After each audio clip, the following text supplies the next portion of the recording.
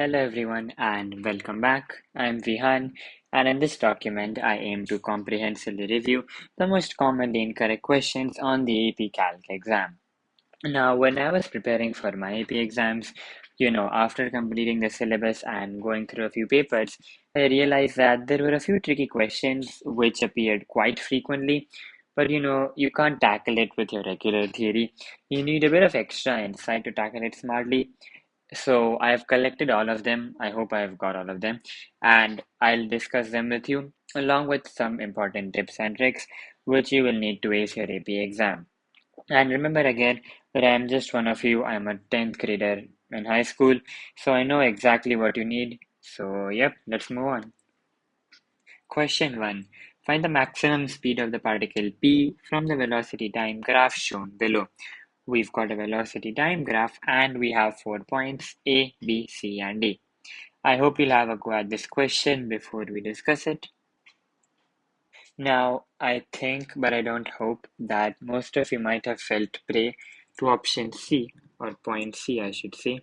Well, point C seems trivial, but that is not the correct answer. The correct answer is option D. See, understand one thing, okay?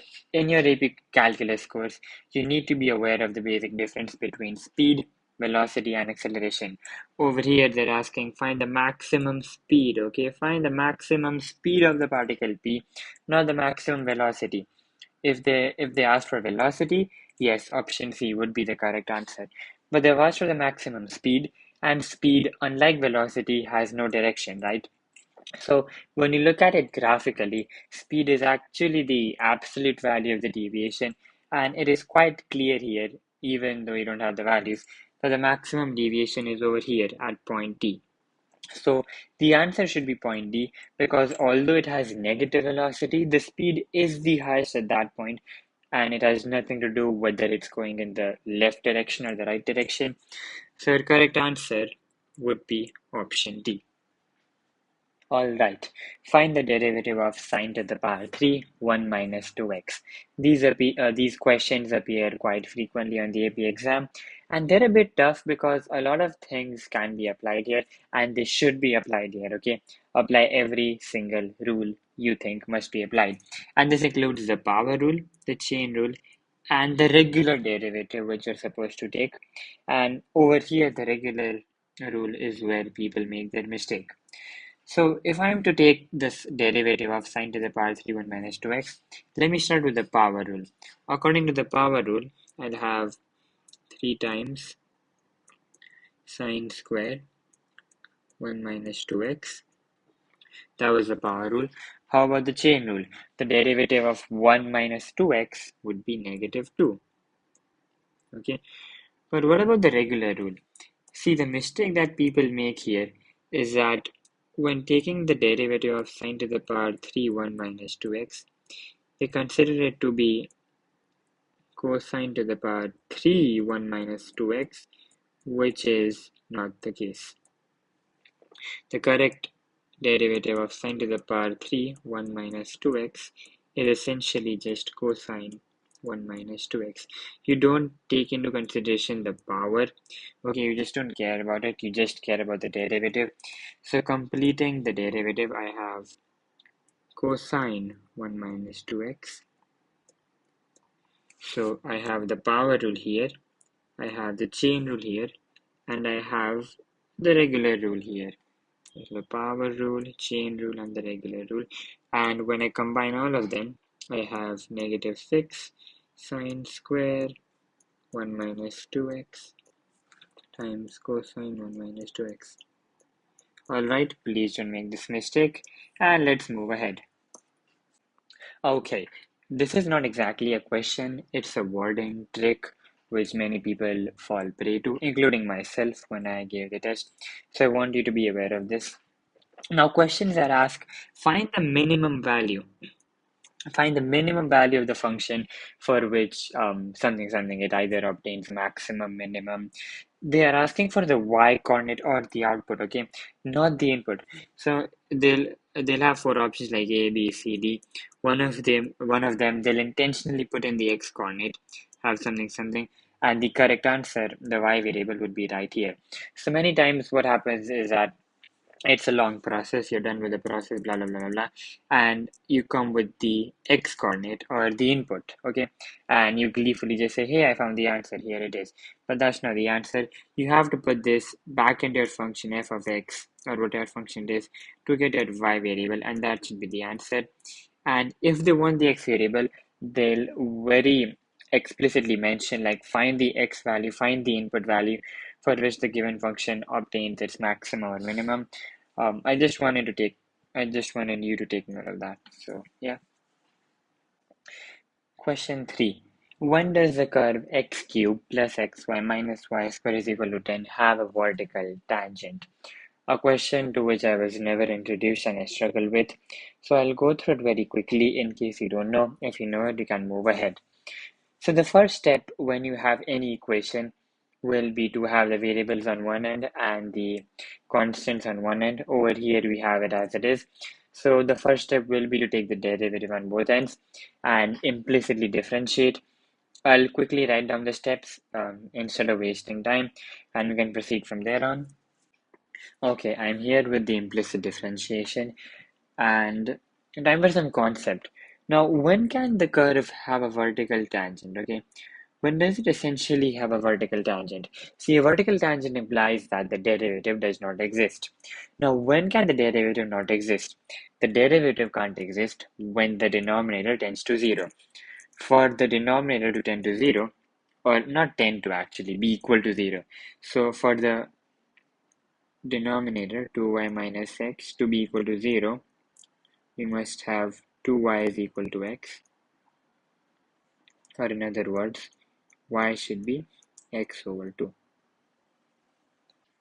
Now, once you have a relation between x and y, it's quite simple. In the question, they'll say find the values of x for which the curve has a vertical tangent, or find the values of y for which the curve has a vertical tangent.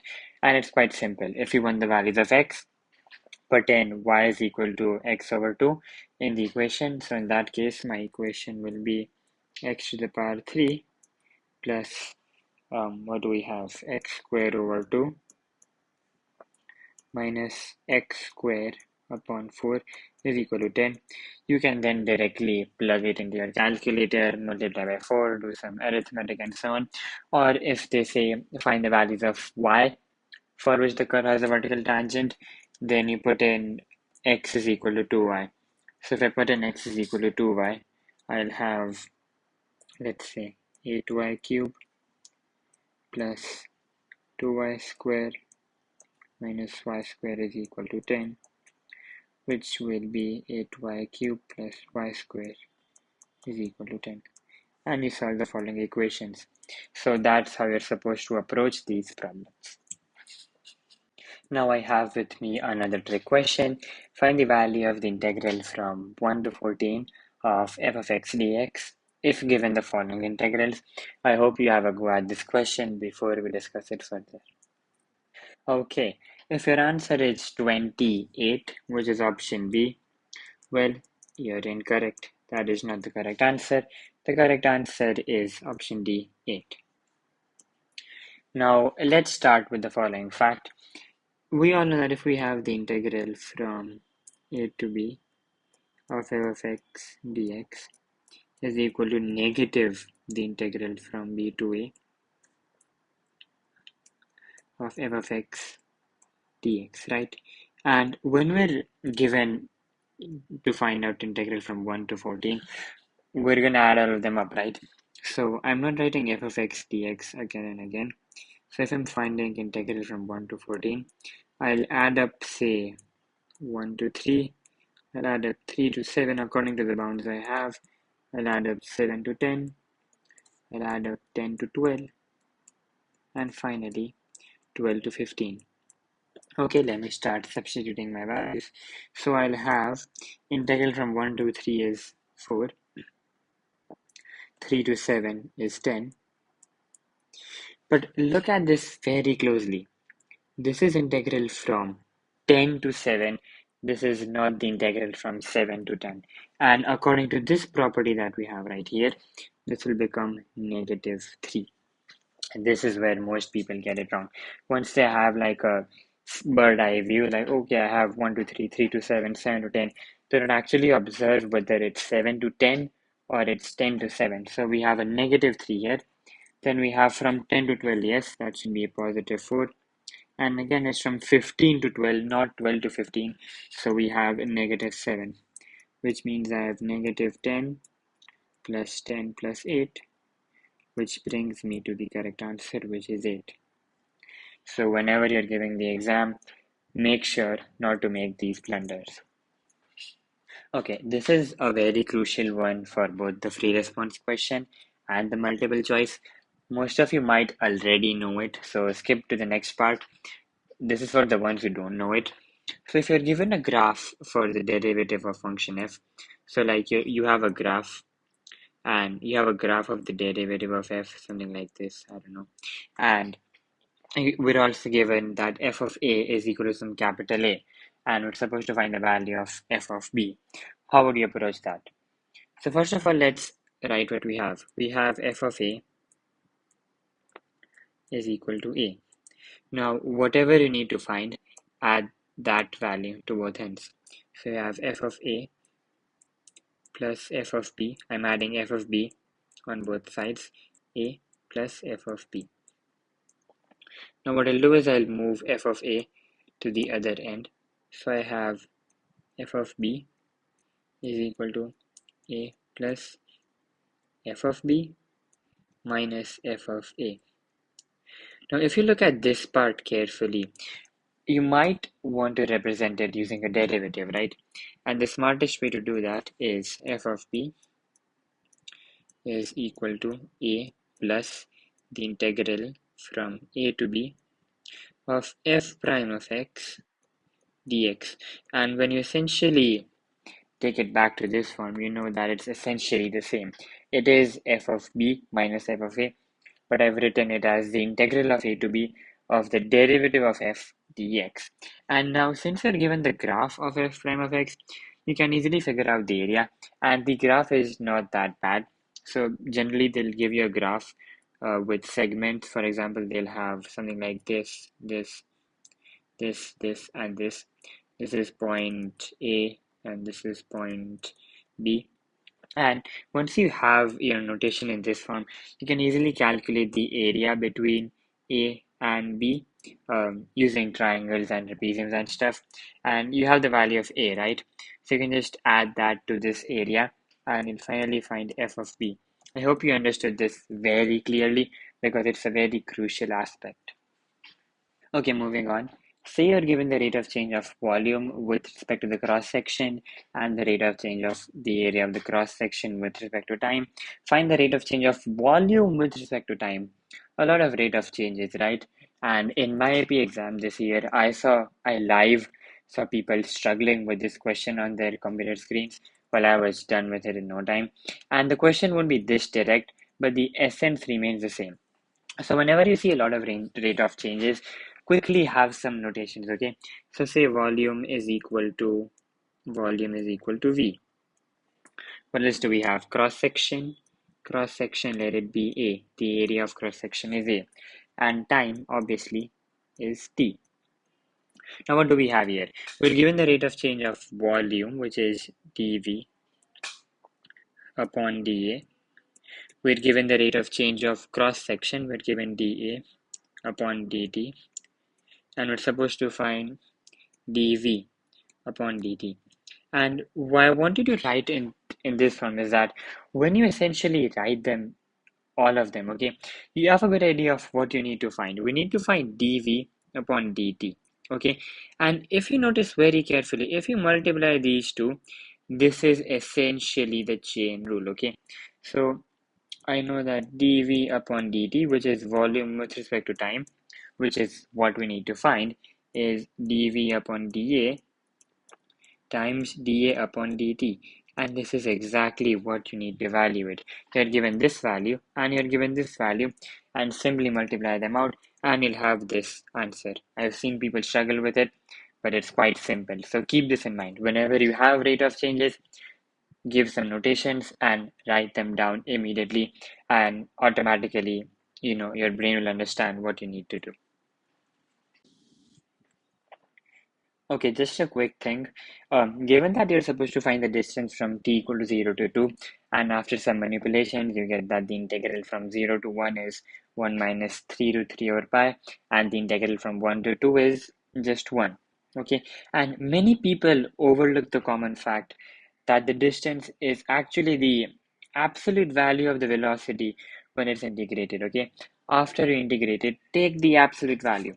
So people here will overlook the fact that 3 root 3 by pi is actually greater than 1. So this absolute value of 1 minus 3 root 3 over pi will essentially be equal to 3 root 3 over pi minus 1, and then you have the plus 1 from integral of 1 to 2, right? So plus 1, and this actually cuts off. So the final answer is 3 root 3, which, if you were careful, if you're not, you're going to take 1 minus 3 root 3 upon pi and add 1. So you're going to get 2 minus 3 root 3 upon pi, which is not the correct answer. Keep the absolute value in mind. Now we have to integrate x times square root of 5 minus x dx. Again, a very, very important question. People get it wrong, so I hope you have a go at it, and I'll come with the solution. Okay, so the trick in evaluating this not just lies in the substitution 5 minus x is equal to u, but also in the substitution 5 minus u is equal to x. People will often take the first substitution, 5 minus x is equal to u, but they will forget to use the second one, which is 5 minus u is equal to x. So if we use both of them, we have this as the integral of 5 minus u times square root of u negative du. The negative sign will come out, so we have negative integral 5 minus u to the power 1 by 2 du. And now I'll just use the distributive property. So we have 5 times u to the power 1 by 2 minus u to the power 3 by 2 du. And I leave the rest up to you. It's simply the power rule, and you'll get the expression, and don't forget the constant plus c. I hope the substitution was very clear to you. Okay, whenever a table with different x values and f prime of x, which is the derivative of x, is given, don't jump to conclusions. We cannot make any assumption whatsoever about whether the graph is increasing, decreasing, concave up, concave down, or just anything, okay? This is despite the fact, see, if you look at the table that we have here, okay, we have f prime of x decreasing, we have f prime of x greater than 0. So despite these facts, okay, we have no idea what happens at 1, 3, 4.9. Remember, the function isn't like a piecewise thing where it's defined at 0, 2, 4, 5. Okay, it is defined over all reals, which means we don't know what happens at 1, we don't know what happens at 3. Maybe at 3 it goes to negative 6 and it come back to 5. At 4, we have no idea about what the actual graph does. In fact, we don't have any idea about what happens between these values. So these questions will come on the AP exam, and I want you to make sure that you don't make any mistake. Don't jump to any conclusion. Choose the most obvious one. Okay?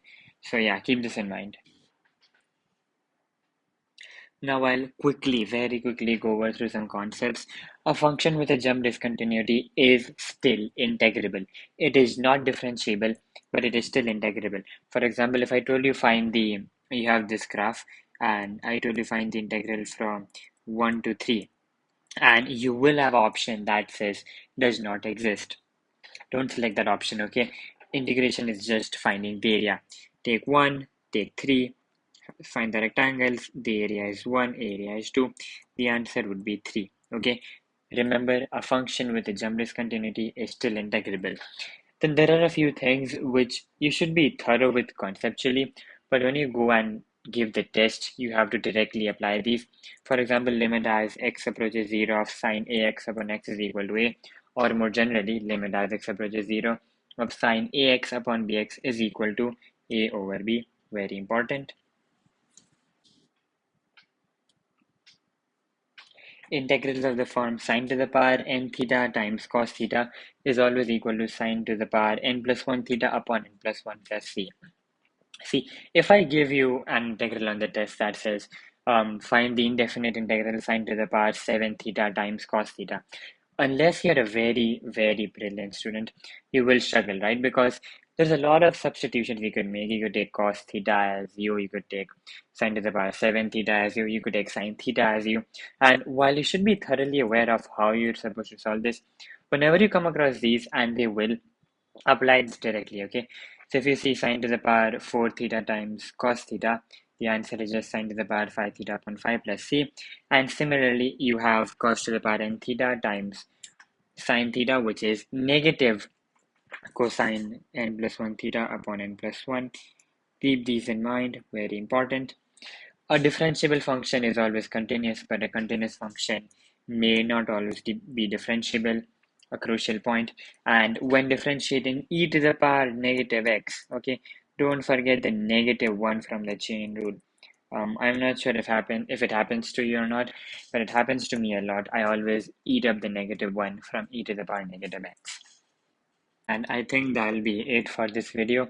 I'll come out with a formula sheet and, a lot of more tips and tricks for calculus. But this was just the beginning. If you have any specific doubts, let me know in the comment section below. I'll be ready to help. Well then, thank you. Have a good day.